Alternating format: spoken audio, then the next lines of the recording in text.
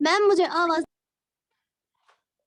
आज जो हमारा लेसन है दैट इज पास्ट टेंस। आपने टेंसेस के बारे में ऑलरेडी पढ़ा है। आपने उस वक्त जो है प्रेजेंट टेंस के बारे में पढ़ा था। आज हमें दूसरा tense that is past tense पढ़ना है। पास्ट टेंस क्या होता है? Past tense is used in a sentence to indicate that the action is happened or takes place in the past or before the time of speaking. Past tense past tense जो होता है ये sentence में ये दिखाता है कि कोई काम हो चुका है लेकिन वो माजी में हो चुका है, पास्ट में हो चुका है, या अभी जो बात कर रहे हैं उससे पहले हो चुका है। ठीक है, जैसे मैं खेल रहा था, मैं पढ़ रही थी। ठीक है, ये पास्ट में ये काम हो चुका है। इसकी जो है 4 टाइप्स होती है। आज हम पहली 2 टाइप्स पढ़ेंगे। आप सब मेरे स्क्रीन पर नजर रखेंगे। मैं अपना स्क्रीन जो है फोन का वो शेयर कर रही हूँ। तो पहला जो हमें पढ़ना है दैट इज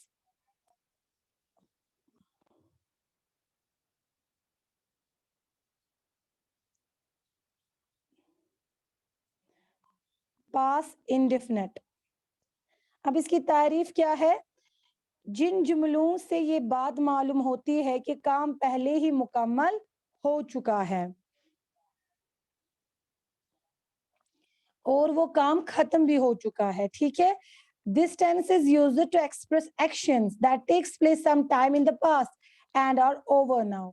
यानी ये काम जो है, इन जुमलों से क्या पता चलता है कि कोई काम हो चुका है और वो काम जो है मुकम्मल भी हो चुका है। अब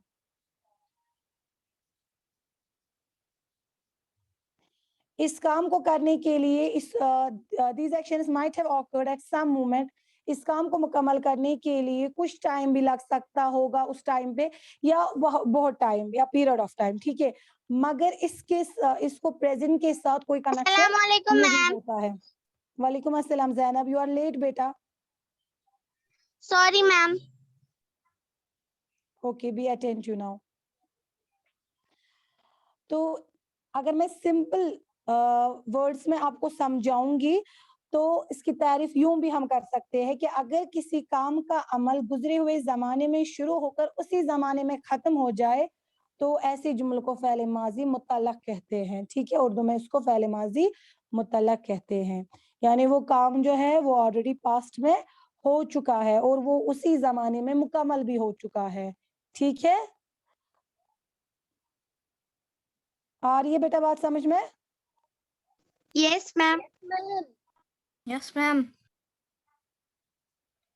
तो अगर आपको याद होगा, हम किसी सेंटेंस को बनाने के लिए पहले देखते हैं कि उस सेंटेंस का स्ट्रक्चर क्या होता है। ठीक है, उस सेंटेंस का स्ट्रक्चर हमें समझना होता है। अगर हमें सेंटेंस का स्ट्रक्चर समझ में आ गया, हम ये भी पहचान सकते हैं कि ये कौन सा वाला टेंस है और हम खुद भी फिर उस टेंस में सेंटेंसेस खुद बना सकते हैं। तो ये जो पास्ट इंडेफिनिट टेंस है, इसका हेल्पिंग वर्ब जो होता है वो हमेशा डिड आता है। ठीक है, आपने इससे पहले जो टेंसेस पढ़े थे आपने उसमें हेल्पिंग वर्ड्स पढ़े थे। डिफरेंट डिफरेंट सब्जेक्ट्स के साथ डिफरेंट डिफरेंट हेल्पिंग वर्ब्स आते हैं, है ना? लेकिन यहाँ पर हेल्पिंग वर्ब हमेशा डिड आता है।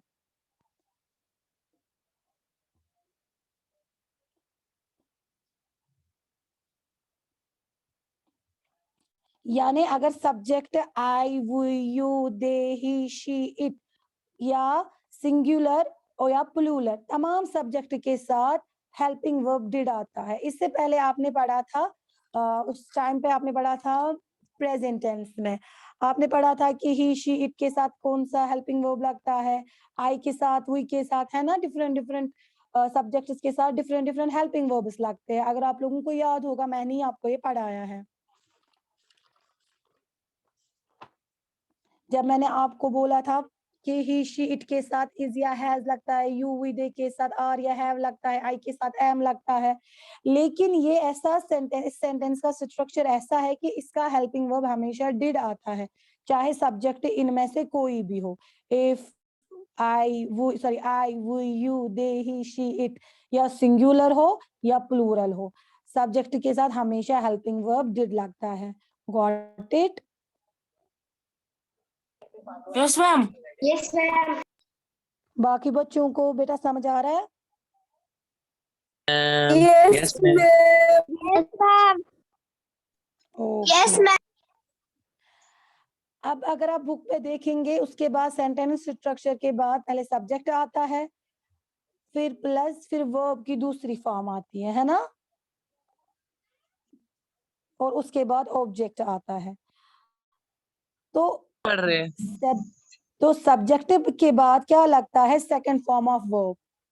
जितने भी टेंसेस आप पढ़ेंगे या जितने भी टेंसेस आपने पढ़े होंगे, अगर आप लोगों ने नोट किया होगा, नोट्स किया होगा कि वर्ब की सेकंड फॉर्म और कहीं नहीं लगती है, ना ये आगे किसी सेंटेंस के साथ लगेगी, ये सिर्फ यहाँ पर लगती है वर्ब की second form.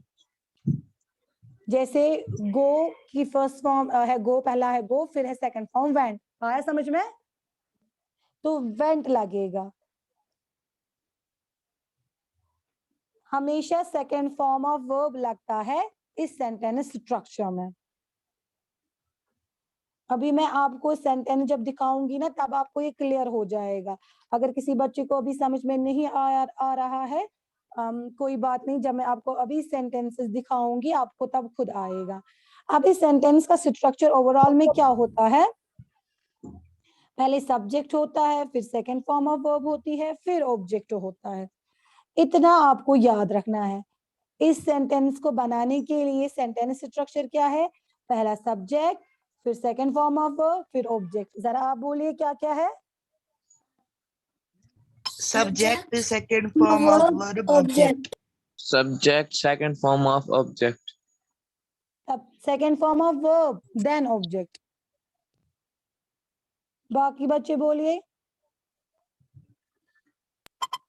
Subject, second form of verb, form of verb, subject, second form of verb, then object. Exactly. अब Subject, मैं आप second form of verb. Exactly तो मैं आपको पहले इन सेंटेंसेस से समझाऊंगी जो कि पॉजिटिव सेंटेंसेस है। पॉजिटिव सेंटेंसेस मैंने आपको बोला है ना, जिसमें किसी काम करने को मतलब इजहार किया गया है। ठीक है, जैसे आप देखिए यहाँ बेटा, आई ड्रैंक मिल्क। आई के साथ सब्जेक्ट के साथ वर्ब की दूसरी फॉर्म आई। सब्जेक्ट कोई भी हो, लेकिन सेकंड फॉर्म ऑफ वर्ब आती ही आती है। Like I drank milk, drink first form है, ड्रैंक सेकंड फॉर्म है। ठीक है, आई ड्रैंक मिल्क, मैंने दूध पिया था, यानी ये काम पास्ट में हो चुका है और ये मुकम्मल भी हो चुका है। Got it? At the end I am gonna ask you question, so be attentive in class. We won the match, हमने मैच जीता। जरा मुझे बोलिए, कोई वॉन की फर्स्ट फॉर्म ऑफ वर्ब क्या है? मैम जीता। नहीं, मुझे बोलिए। Win. एग्जैक्टली, ये किसने बोला विन?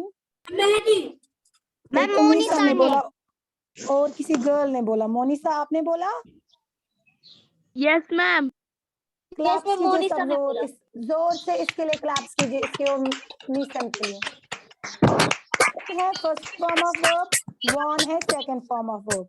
तो यहाँ पर वॉन जो है that is the second form of verb, we won the match. फिर है नेक्स्ट सेंटेंस, तुमने इनाम हासिल किया, you got the prize. Got की पहली फॉर्म ऑफ वर्ब क्या है? Ma'am get. Exactly, get. तो यहाँ पर Ma'am, second get. Form of verb है got, you Ma'am, got get. The prize.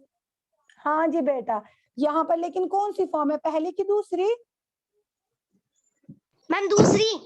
Ma'am दूसरी। Exactly. मेरी बात आपको समझ में आ रही है? वर्ब की दूसरी फॉर्म Yes, में आपको ma'am. समझाने की कोशिश कर रही हूँ।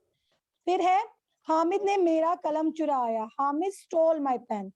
स्टील पहला, स्टूल दूसरा। मैं स्टील। मैं मैम स्टील। स्टोल, हाँ जी। मैंने मेहनत की, आई worked hard. Second form of verb I worked है, work. क्योंकि मैं वर्क। मैं वर्क नहीं आएगा बेटा, मैं वर्क। वर्क नहीं आएगा। आई वर्कड ही आएगा, लेकिन मैं ये सेकंड फॉर्म ऑफ वर्ब आपको समझाने के लिए पहली फॉर्म भी बोल रही हूँ। यहाँ पर सेकंड फॉर्म है, ठीक है। यहाँ पर है आई वर्कड हार्ड। अनीस क्यों लिख रहे हो? Anees, what's wrong with you?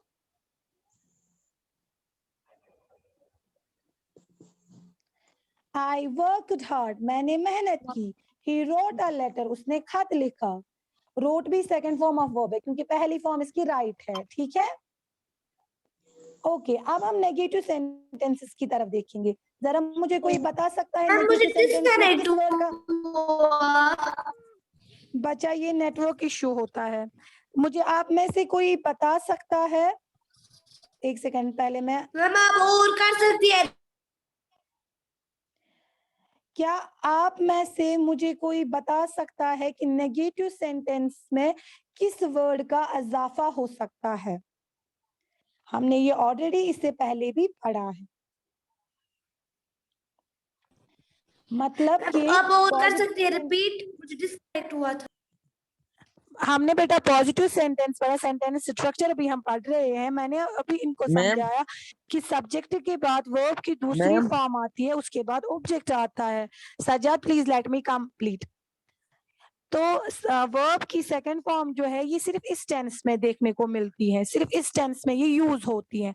Verb की सेकंड फॉर्म होती है, जैसे राइट पहला है, रोट दूसरा है, ठीक है। गेट पहली फॉर्म है, गॉट दूसरी है, विन पहली है, वॉन दूसरी है, जैसे ही वॉन द मैच। तो यहाँ पर सब्जेक्ट के बाद वर्ब की सेकंड फॉर्म आ गई, ठीक है। अब मैं आप सबसे ये क्वेश्चन पूछ रही हूँ कि मुझे कोई बता सकता है नेगेटिव सेंटेंस में स्ट्रक्चर तो यही रहेगा, है ना, लेकिन एक वर्ड का इजाफा होगा। क्या मुझे कोई बता सकता है वो वर्ड कौन सा है? मैं नॉट, ये किसने मैम बोला? नॉट। मैं नॉट। ये मारिद आप बोल रहे हैं? Yes ma'am. Very good Marid. लेकिन इसमें हम नॉट पहले ही नहीं लिख सकते हैं, उससे पहले हमको, अभी मैंने आपको बोला इस सेंटेंस में और क्या हेल्पिंग वर्ब आता है? एग्जैक्टली डिड आता है, तो डिड नॉट आएगा। आया समझ? नेगेटिव सेंटेंसेस में इसी वर्ड का इजाफा होता है, डिड नॉट का। तो नेगेटिव सेंटेंसेस कुछ ऐसे होते हैं, पहले सब्जेक्ट। बच्चे क्यों आज लीव कर रहे हैं क्लास, फिर वापस आ रहे हैं?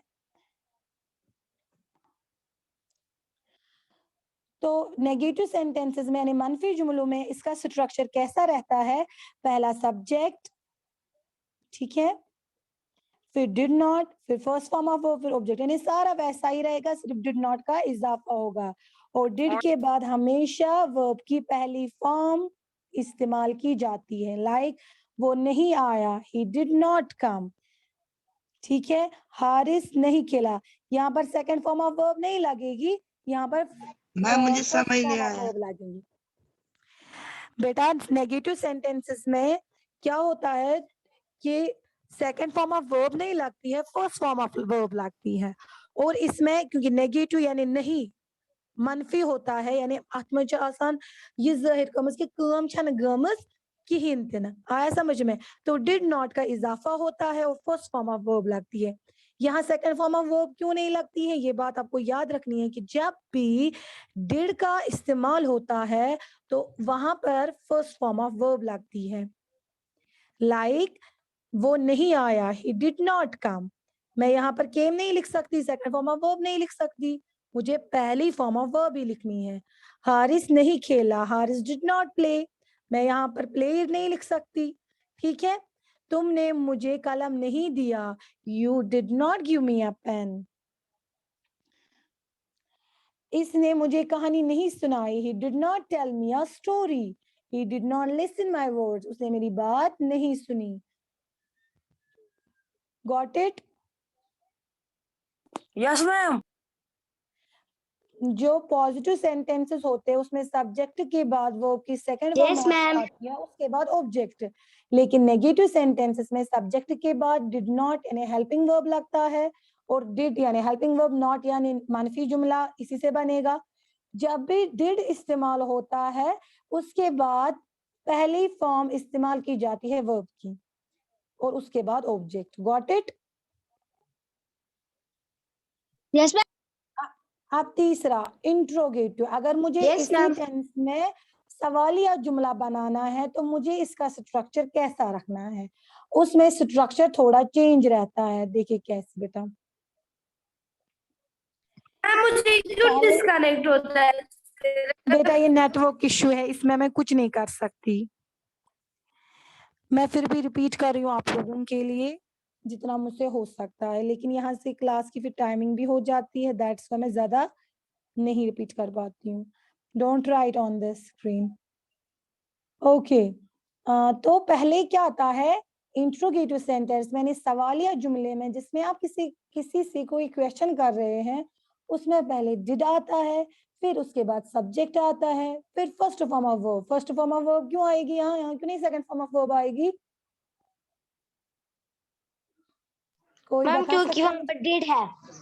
एग्जैक्टली, क्योंकि वहां पर डिड है, और डिड के बाद हमेशा वर्ब की पहली फॉर्म इस्तेमाल की जाती है और उसके बाद ऑब्जेक्ट, और ऑब्जेक्ट के बाद क्वेश्चन मार्क, क्योंकि ये सवालिया जुमला है। जैसे क्या उज़मा ने खाया? डिड उज़मा ईट? ईट पहली फॉर्म है ना वर्ब की, डिड आया पहले, उज़मा यानी सब्जेक्ट, फिर फर्स्ट फॉर्म ऑफ वर्ब। क्या फरहान ने लिखा? Did Farhan write? Did Jibran drink? क्या जिब्रान ने पिया? Did Zafar eat the chicken? क्या जफर ने मुर्गा खाया? Did you read the lesson? क्या तुमने सबक पढ़ा? Got it?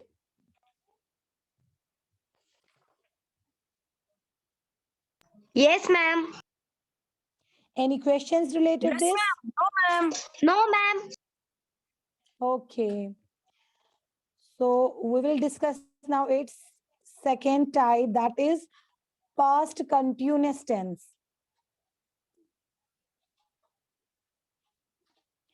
जिसको फ़ेले माजी जारी भी कहते हैं। फ़ेले माजी जारी क्या होता है?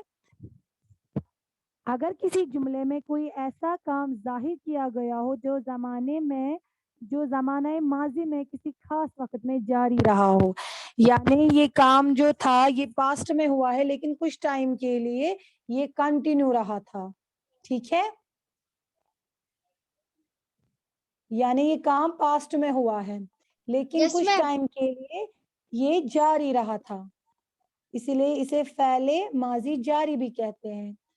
जिन जुमलों से ये बात मालूम होती है कि काम पहले जारी था और मुकम्मल नहीं हुआ था, तो इसे फ़ेले माजी जारी कहते हैं। यानी वो वाला टेंस, हाँ, that is used to denote an action going on at some time in the past.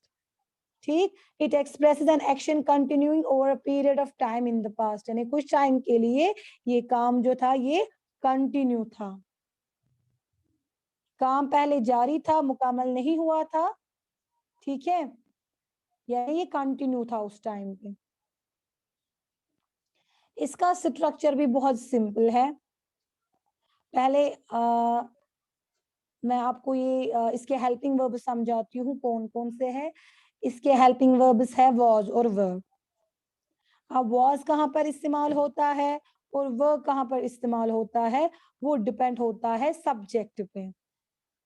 ठीक है, यानी अगर subject I, he, she, it या सिंगुलर कोई होगा तो वहां वॉज लगेगा। ठीक है, या यू, वो, दे और कोई प्लूरल सब्जेक्ट होगा तो वहां पर वर लगेगा। वॉज लगता है आई, ही, शी, इट और सिंगुलर के साथ, वर लगता है you, were, they and plural के साथ। Got it? Students, are you listening me? Yes, ma'am. Yes, ma'am. Yes, ma'am. आप फॉर्म की इसका Yes, ma'am.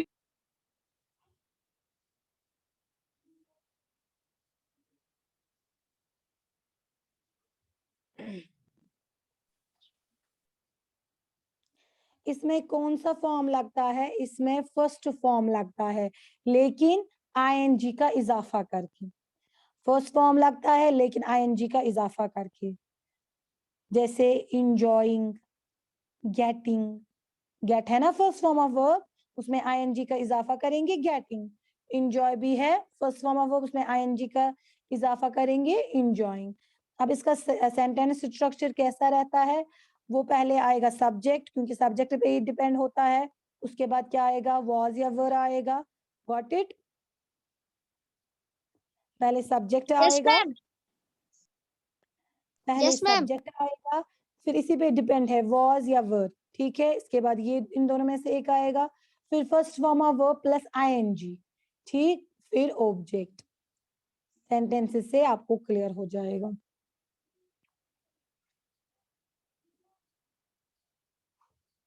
देखिए बेटा, पॉज टू सेंटेंसेस।